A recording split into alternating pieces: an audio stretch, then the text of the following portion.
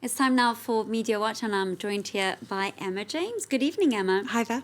You're looking at tributes that have been pouring in for an iconic actor that not everyone may be familiar with. No, absolutely. He's the star of one of the biggest movie franchises ever, Star Wars. However, Peter Mayhew, who has passed away at the age of 74, was never seen on screen without his walking carpet kind of outfit that was, of course, Chewbacca.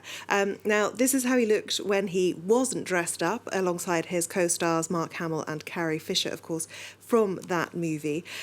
He died on the 30th of April. It was announced on his own Twitter account, The Wookiee Roars. Very well known amongst big Star Wars fans, but of course, for those of us who just have a passing knowledge of the movies, we never really saw him without that famous head. This is how he looked. He actually managed to come back from very serious illness to take part in the reprise of Star Wars in 2015. The later movies had a different person playing that role because he simply wasn't well enough to continue. But a lot of people thought that he really showed exactly who he was by battling to get back into that furry suit. Interestingly, you might think that anyone could play that part, but not according to the experts. In The Guardian, this piece talks about how really he shaped blockbusters for years to come because his starring role, being not the star himself, actually helped to make the movie the big thing that people were talking about rather than the actors. And I think that's probably true of Star Wars, although we all know them. It is the movies themselves. Well, Harrison Ford, Mark Hamill, Carrie Fisher, they're all pretty well known, I think it's fair to say. However, the movies, I think, probably eclipse their fame. Interestingly, though, it wasn't even his voice that was used as Chewbacca.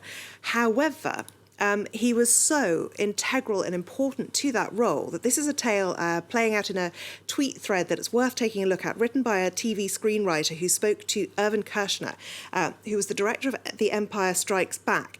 And he talked about how he had once tried to use a stand-in because he thought anyone could just get into the hairy suit and that would work okay. However, he says he watched Mayhew's stand-in going through the motions and the material was unusable and all had to be redone when Peter Mayhew was available. So he really was irreplaceable in that role. Mark Hamill, of course, who played Luke Skywalker, one of those paying tribute, saying, "A big man with an even bigger heart. I'm a better man for just having known him," which I think is rather lovely. Lots of other people talking about the fact that Chewbacca is now reunited with Princess Leia because, of course, Carrie Fisher passed away a little over 2 years ago now. Cartoonists, too, using that sort of imagery. This one here, them saying hello in the glow of heaven, and here they are at the pearly gates. Let the Wookiee in. How lovely, Emma.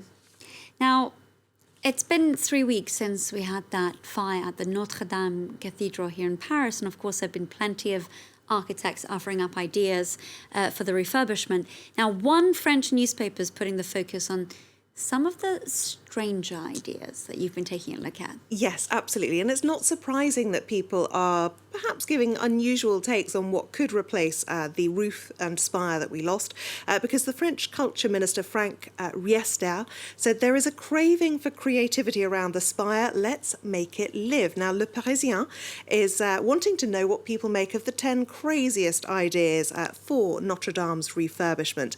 Lots of very different takes on this. This is a more traditional one, clearly very stained glass, but not quite as traditional as you might imagine, because obviously most churches don't look like that.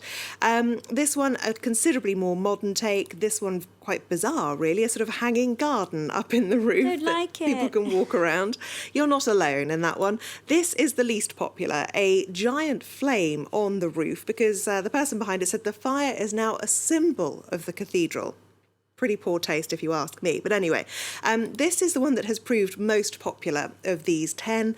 And it really is a nod to Paris being the city of light. And apparently Anne Hidalgo, the Parisian mayor, is actually quite keen on this one too. But it wouldn't necessarily be permanent because it is just lighting. So we'll wait and see whether maybe that appears just throughout its refurbishment.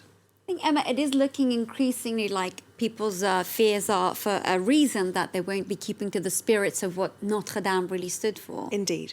Thank you very much for bringing us Media Watch this Friday.